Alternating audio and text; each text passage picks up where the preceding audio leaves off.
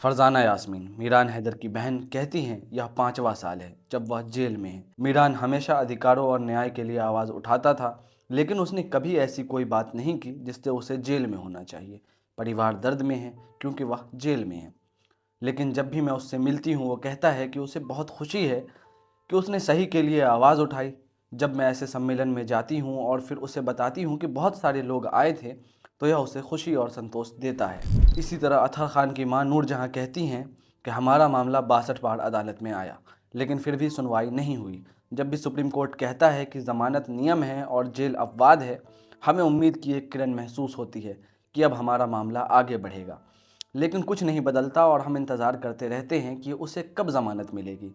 उसने सही के लिए हम सब के लिए आवाज़ उठाई और आज वह 4 साल से जेल में है। नरगिस सैफ़ी, जो कि खालिद सैफ़ी की पत्नी हैं, उन्होंने अपने पति और अन्य लोगों के समर्थन में अधिक एकजुटता की मांग की और पूछा, सीएए एनआरसी के विरोध प्रदर्शनों के दसियों हज़ार लोग कहाँ हैं? क्या हम इसी तरह अपने साथियों को समर्थन दिखाते हैं जो अभी भी जेल में हैं? पिछले 4 सालों में भारतीय छात्र नेता उमर खालिद ने 1 दर्जन से ज़्यादा बार जमानत के लिए आवेदन किया है। उनकी सुनवाई में बार बार देर किया गया है और अभी भी वो जेल में बंद हैं। सितंबर 2020 में खालिद को नई दिल्ली में हुए घातक दंगों को भड़काने और बड़ी साजिश का हिस्सा होने के आरोप में गिरफ्तार किया गया। उमर ने आखिर अपने बयान में कहा क्या था? ये बयान यूट्यूब पर मौजूद है। 2 गोदी चैनलों ने एक कटआउट क्लिप को चलाया जिसके आधार पर दिल्ली पुलिस ने उमर खालिद को गिरफ्तार किया। आप पहले वो बयान सुनिए। हम हिंसा का जवाब हिंसा से नहीं देंगे, हम नफरत का जवाब नफरत से नहीं देंगे। अगर वो नफरतें फैलाएंगे तो हम उसका जवाब प्यार से देंगे। अगर वो डंडा चलाएंगे तो हम तिरंगा उठा के लहराएंगे। अगर वो गोली चलाएंगे तो हम संविधान को हर जगह अपने हाथ को बुलंद करेंगे। अगर वो जेल में डालेंगे तो सारे जहां से अच्छा हिंदुस्तान हमारा, गाते गाते हंसते हंसते जेल चले जाएंगे, लेकिन इस देश को आपको बर्बाद करने नहीं देंगे। अब ये भाषण प्रधानमंत्री मोदी और उनकी पार्टी को भड़काऊ लगा और इसके बुनियाद पर एक छात्र को कई सालों से जेल में बगैर सुनवाई के रखा गया है। लेकिन उमर खालिद अकेले ही ऐसे राजनीतिक कैदी जेल में मौजूद नहीं हैं जिन्हें मोदी के खिलाफ अपने विचारों को रखने की वजह से जेल जाना पड़ा है। कई पत्रकार, बुद्धिजीवी और समाज सेवी लोग भी अभी जेल में कैद हैं जिन्हें उनके विचारों की वजह से सलाखों के पीछे ढकेल दिया गया। 2008 में कांग्रेस के समय पर लाया गया यूएपीए बीजेपी ने 2019 में बदलाव किए। बड़े बदलाव होने के बाद संस्थाओं से संशोधित करके व्यक्ति विशेष तक ला दिया गया, जिसके बाद से मोदी सरकार इसका धड़ल्ले से दुरुपयोग कर रही है। लेकिन यह कानून आज तक किसी भी हिंदू चरमपंथी के लिए इस्तेमाल नहीं किया गया है जिन्होंने गौ तस्करी और प्रेम प्रसंग के नाम पर सैकड़ों मुसलमानों की जानें ली हैं और धड़ल्ले से अभी भी ये काम कर रहे हैं। उल्टा उन्हें सत्ता का संरक्षण दिया जा रहा है और जो लोग ऐसे लोगों के खिलाफ एक्शन की बात करते हैं उन लोगों के ऊपर मोदी सरकार झूठे मूठे मुकदमे डाल देती है। इस भेदभाव को सीएए के खिलाफ शांतिपूर्ण विरोध करने वाले मुसलमानों के खिलाफ यूएपीए के उदार उपयोग में देखा जा सकता है। उमर खालिद के साथ कई अन्य युवा मुस्लिम पुरुषों और महिलाओं को 2020 में गिरफ्तार किया गया था।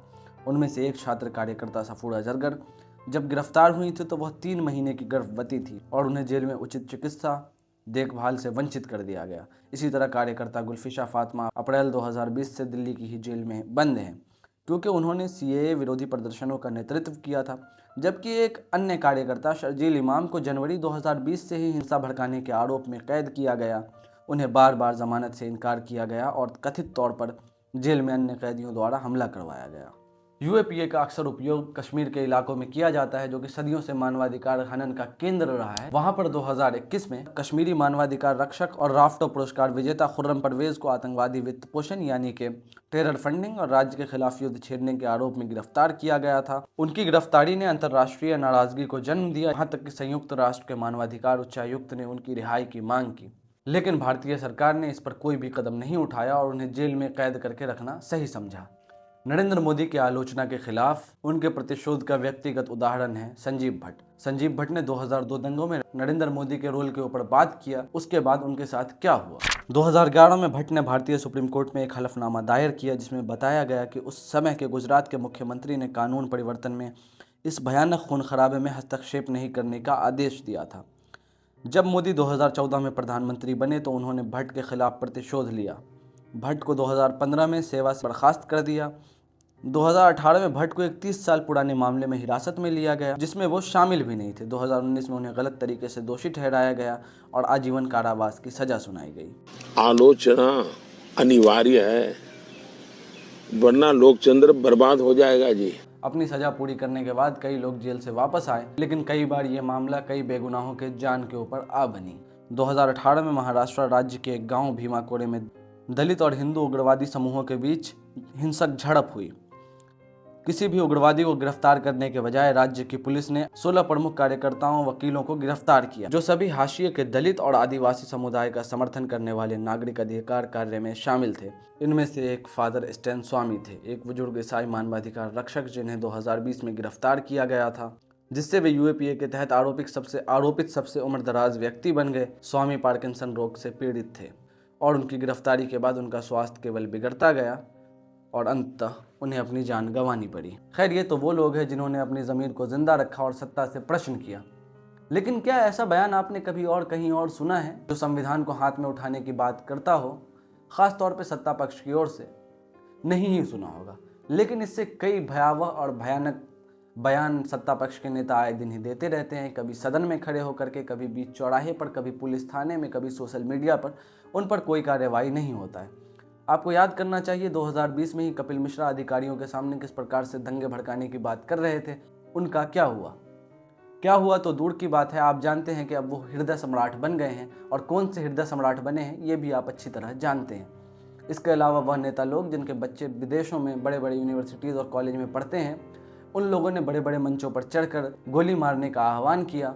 सरकार को मालूम है कि मुसलमानों के नाम पर कोई भी काम किया जा सकता है, इसलिए मुसलमानों का नाम उपयोग करके मुसलमान छात्र छात्राओं को, मुस्लिम मानवाधिकार के लिए काम करने वालों को, वकीलों को, पत्रकारों को अरेस्ट किया गया। यूएपीए के तहत उन्हें जेल में डाला गया। कोई है जो बताता है, अगर मैं सुनना ही बंद कर दूंगा तो फिर तो मेरी गलतियां कभी ठीक नहीं होगी, न मेरे देश का भला होगा। और इसलिए मैं हमेशा क्रिटिसिज्म का स्वागत करता हूं। लेकिन जाते जाते आप पर एक प्रश्न छोड़कर जाता हूं कि जब हम ये कहते हैं कि विकासशील देश हैं, तो इसके क्या मानी है? विकासशील होने के लिए आपको हर धर्म वर्ग विशेष को उसके उन्नति तक पहुंचाना होता है। लेकिन भारत में जिस समुदाय की आबादी 15% भी नहीं है, उस समुदाय के लोग भारतीय जेलों में 30% से भी अधिक मौजूद हैं। सोचिएगा कि क्या इस प्रकार से आप एक समुदाय को जेल में बंद करके, मारपीट करके, उनके अधिकारों को हनन करके क्या आप सुप्रीम पावर बन सकते हैं? आप बन सकते हैं, लेकिन व्हाट्सएप यूनिवर्सिटी पर और व्हाट्सएप चैट्स पर। धन्यवाद।